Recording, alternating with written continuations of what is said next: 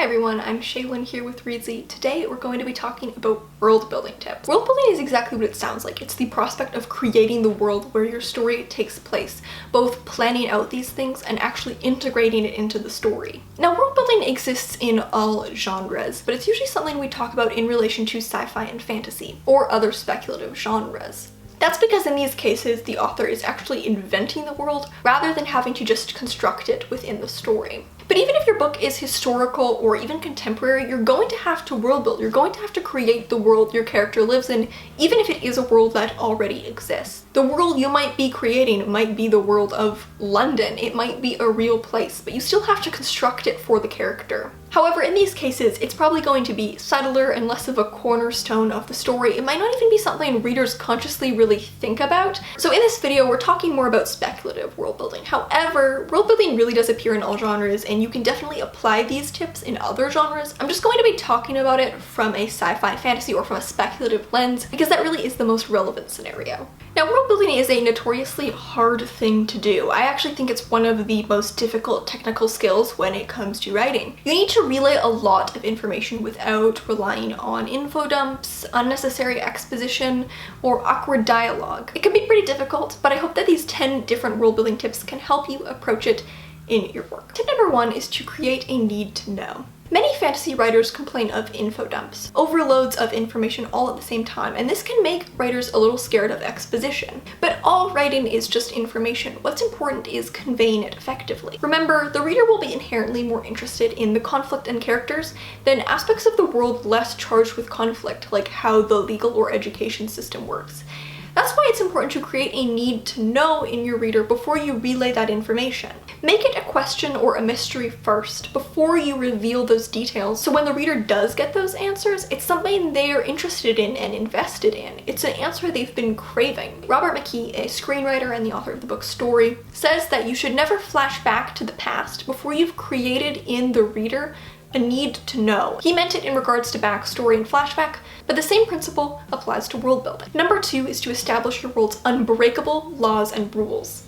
A world is a very messy thing, but in order to give yourself something to work from, establish your world's unbreakable rules. A magic system is your best example. What are the hard limits of your world's magic system? What can magic just quite simply not do? These are like the laws of physics in your world, and they serve as guideposts. These are rules that everything else can orbit around. If you don't have these unbreakable defined rules, there's nothing to really ground the world. The world building can become inconsistent and feel a little fluffy, and the reader will lose faith in it. Number 3 is to master exposition. Like I said earlier, a lot of writers become scared of exposition because we're taught that it's bad in all cases, but this is not always true. You don't have to be afraid of exposition, you just have to learn how to write it well. Use strong language rather than dull language. Make the writing interesting and engaging rather than feeling kind of dull like in a textbook. So it's okay to use exposition, as long as you use it sparingly and with strong, clear writing. Exposition is still one of your weaker tools for world building, but that doesn't mean you need to completely avoid it. It certainly has its time and place, and it can be used effectively if used sparingly and if well written. Number 4, use the story itself to show rather than tell. Showing versus telling is kind of one of the key tenets of good writing, and it certainly applies to world building. Like I just said, you only want to rely on exposition when necessary, and your best tool for world building is going to be showing.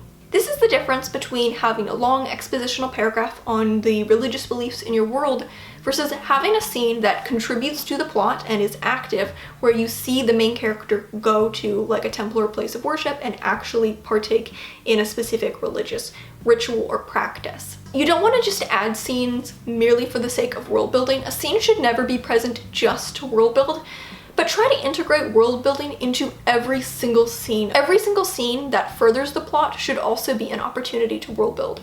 Move your plot forward while also adding depth to the world. It's just like when developing a character. In a sense, the world is kind of just a character that you're developing.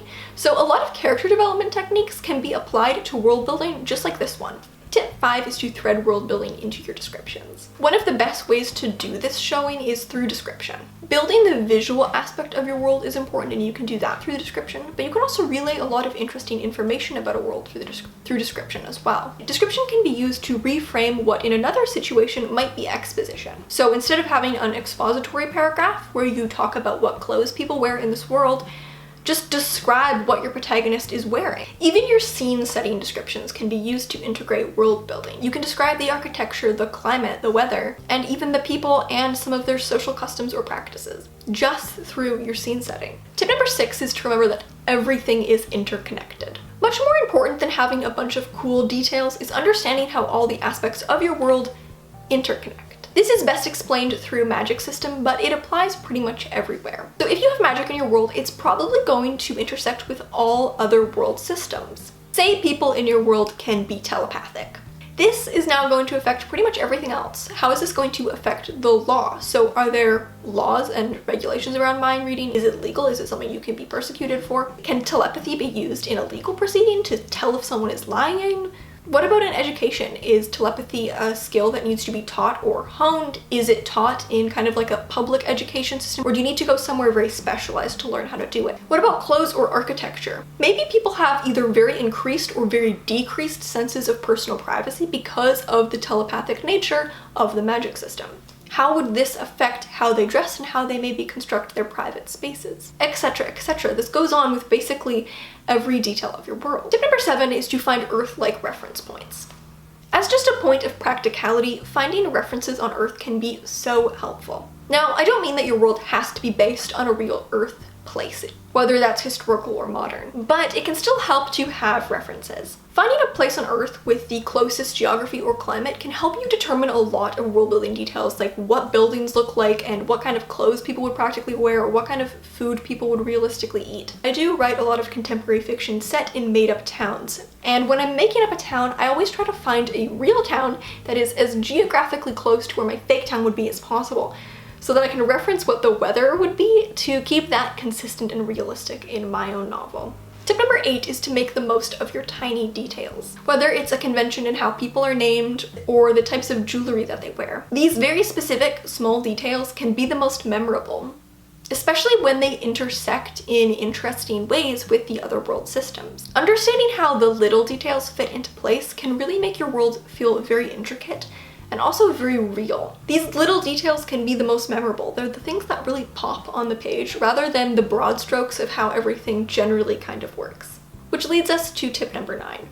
Keep it strong, but simple. Sometimes simple is best. Now don't get me wrong, worlds can be complicated. Look at our own world. It's infinitely complex to the point that you'd probably never be able to create a fantasy world even near as complicated as our own. You may be able to create one that feels as complex, but you'll probably never be able to get to the point where you have that level of understanding or knowledge. But if you need to go out of your way to explain something in very complicated terms, you may have overcomplicated it to the point that it loses impact. Interesting, surprising details you can present in a clear way that don't require a lot of background to understand are usually going to be more impactful than something that requires a lot of justification, side tangents, convolution, or just side explanations. Sometimes simple is best. It's going to be the most memorable. It's going to be the most accessible. This doesn't mean your world can't be complicated, but don't overcomplicate just for the sake of it. And finally, find a way to stay organized. Building a world is a pretty complex endeavor. You're going to want to find a way to keep everything straight.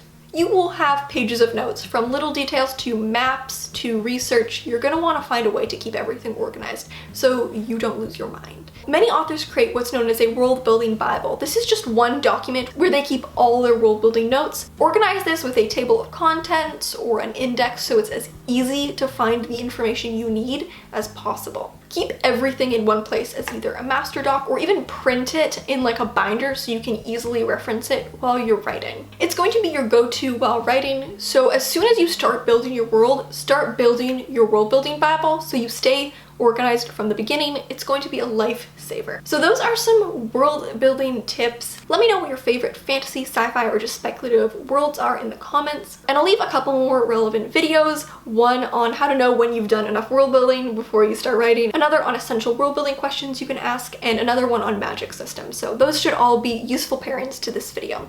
Thank you so much for watching. Remember to subscribe and turn on notifications so you don't miss any new videos from us. We've got new writing, editing, and publishing tips every Tuesday and Friday. Until next time.